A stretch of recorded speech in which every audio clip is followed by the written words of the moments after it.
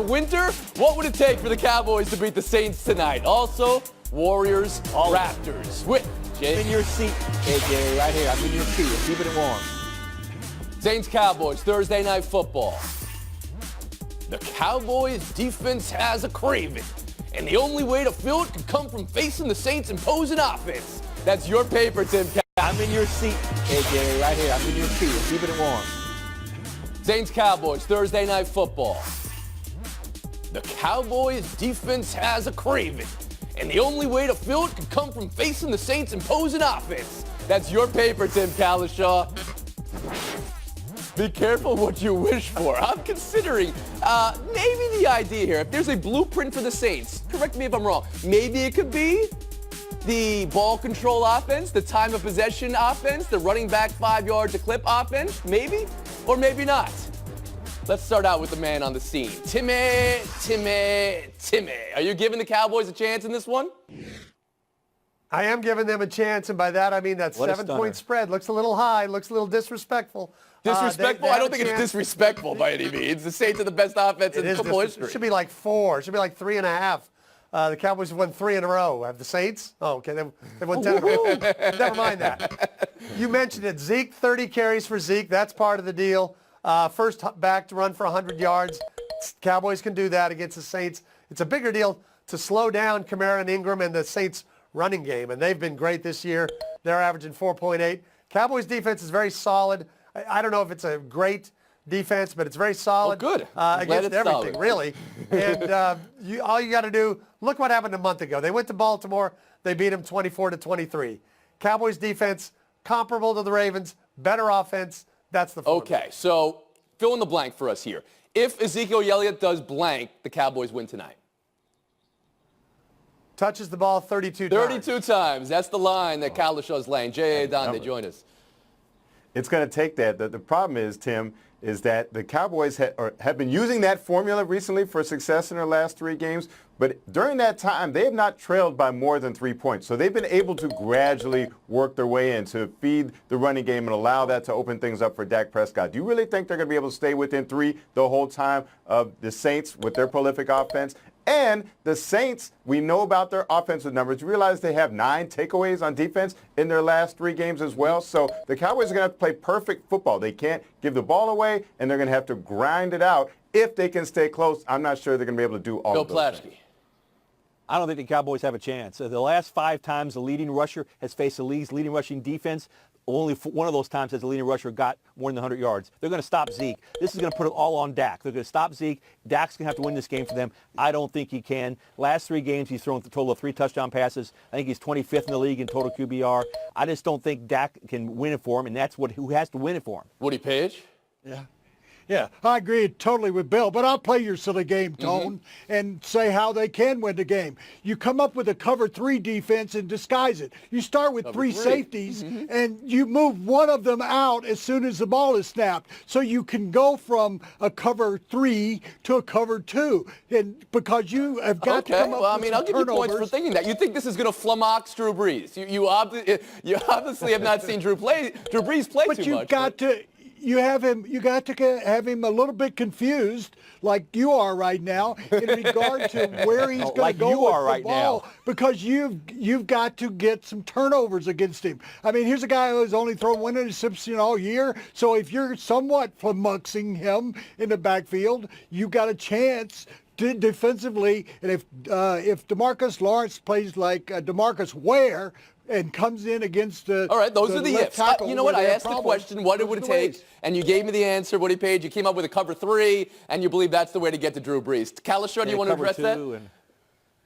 Well, a man who just was the definition of flummox just got 11 points. I'm not sure how to respond to that. I will say that Adonde was right earlier about the turnovers. The Cowboys are very good at not turning the ball over, but they haven't won a game where they do turn the ball over, so they do have to play a nearly perfect game tonight. Lasky, last word.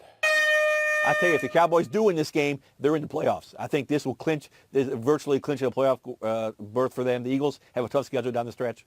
Cowboys get it. Or they could lose this game, lose next week, maybe win 1 more game and still get in the playoffs. That's what the NFC East looks like right now. NFC East. Yeah. All right, we'll move on. Baker Mayfield is still being asked questions, and Baker Mayfield is still talking. Take a listen. I didn't like the move, and people don't have to care. I mean, I'm not looking for anybody's approval. I don't regret any of it. There's just things that happen inside the building that I'm not going to get into detail with. It's in-house information. It doesn't matter.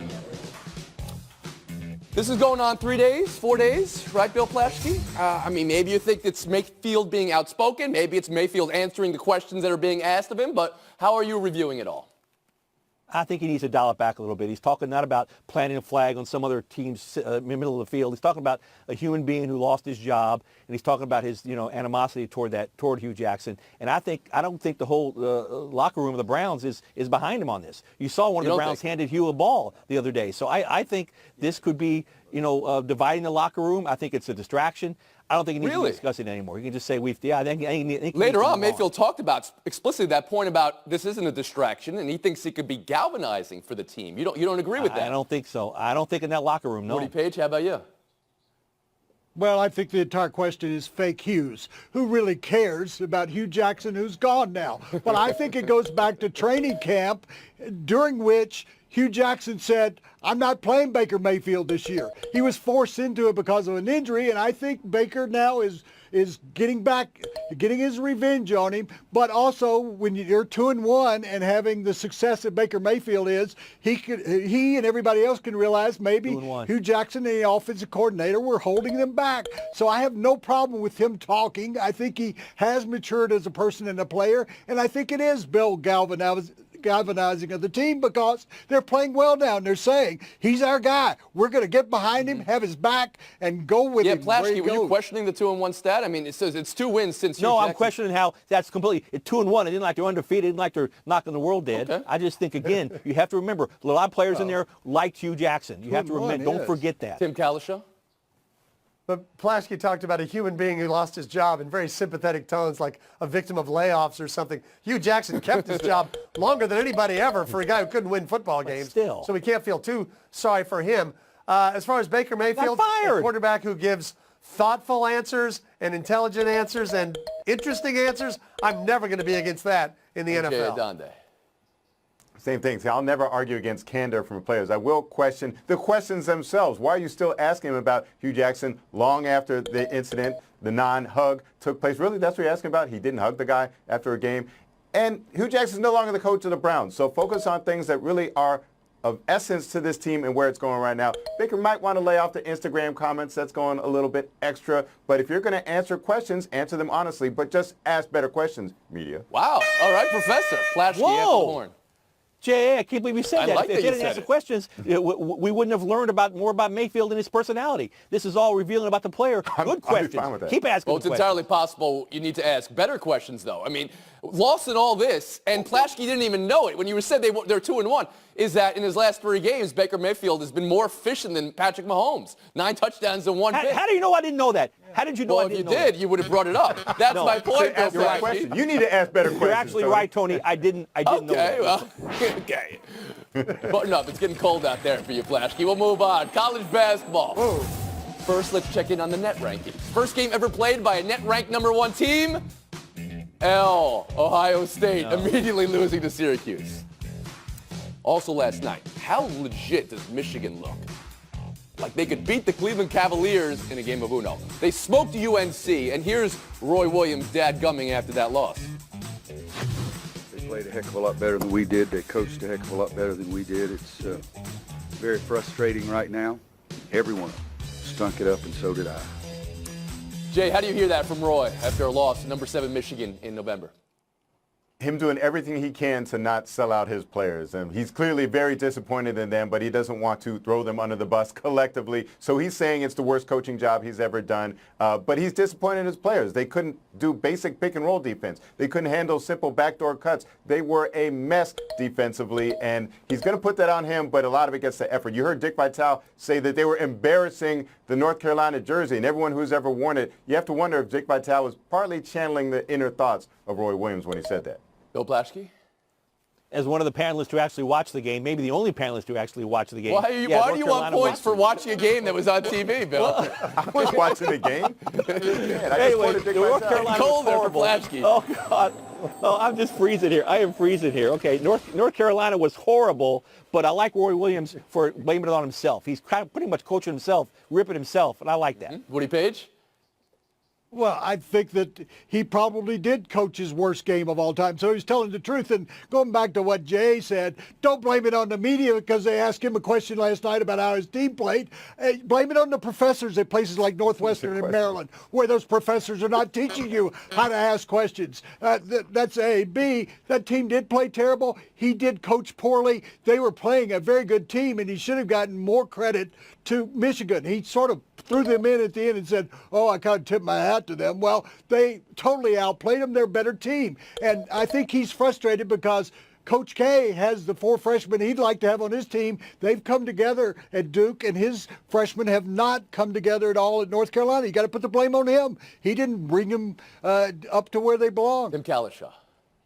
He coaches a team that beat this team fairly handily on their home floor a year ago. Yeah. They averaged 97 points. They scored 67. They killed people in the paint. They made less than half their shots in the paint last night. I think Roy Williams was flummoxed by what happened last night in Ann Arbor. All right, that's the word of the day. Although I I appreciate it, but I always like it better as flummoxed because it sounds funnier that way. The other possibility throughout all this is that Michigan's really, really good. I mean, they had the winning against Villanova this year. They were going to be Providence as well. They're a balanced team. They have some guys who like to mix it up and have some fun.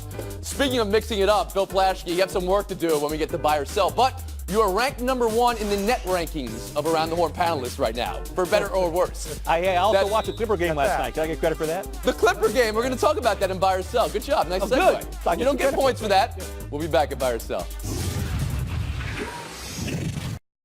Effective. Woody Page, 21, Jay Adonde, 19, Tim Kalishaw, 14, and Bill Plaschke's been in a class case of emotion all day. Buy or Sell 1. Warriors Raptors tonight. Nick Friedel, ESPN.com. Warriors are close to being the Warriors again. They better be, because the Raptors are currently the Raptors. They have been the Raptors all season. They have the best record in the NBA, and they have the best record in the NBA even when Kawhi Leonard doesn't play. Bill Plaschke, how big of a game tonight with no Curry and no Draymond?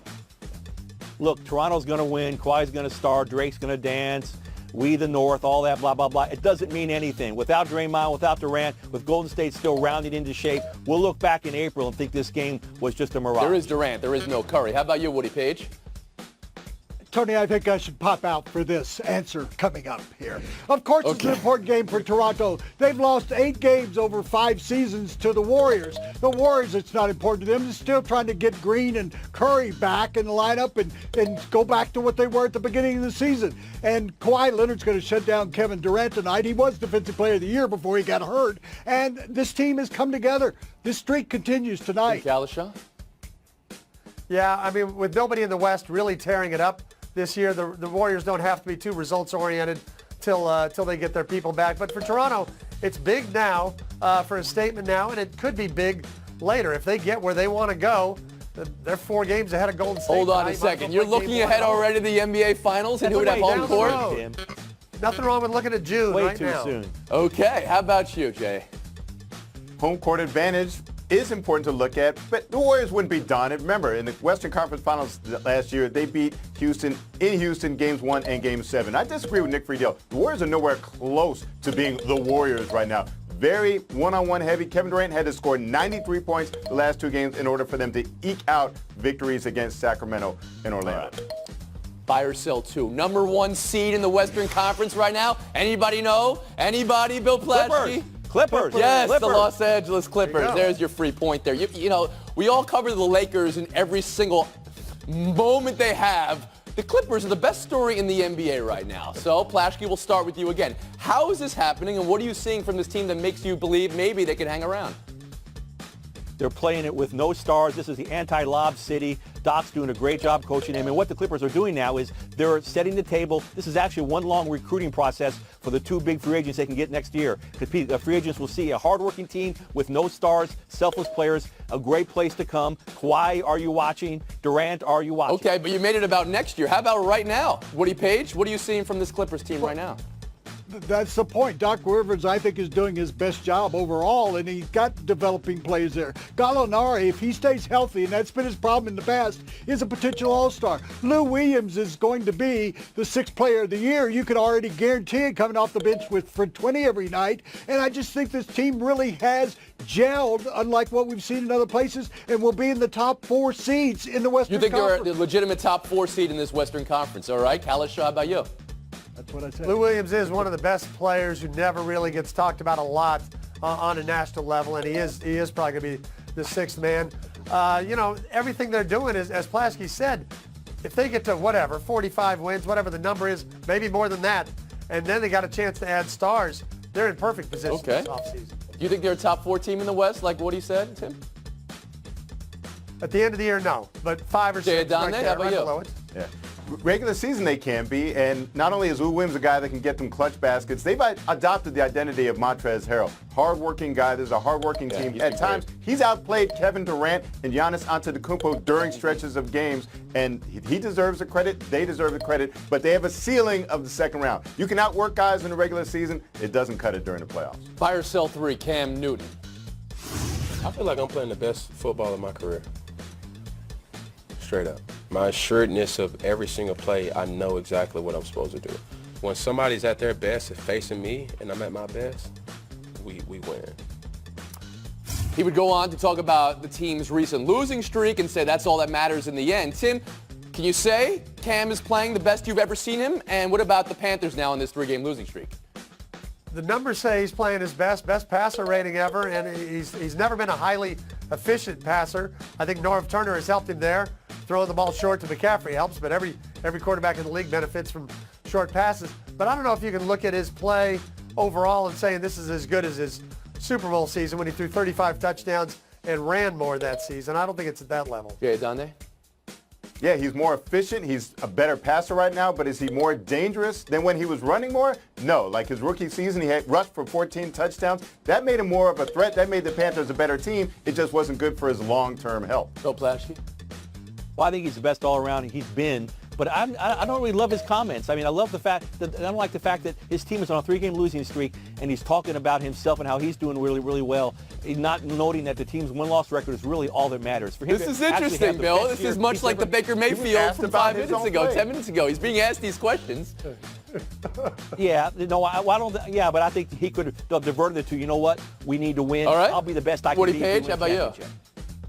Well, as Bill knows, statistics are for losers, and it doesn't matter if he's having a great year. He should underplay that and say, I think I'm having a good year, but all is important. That should be your lead, not your add-on. He did say that, but it was, okay, all right. And this was 10 minutes worth of interview. We showed about 15 seconds. All right.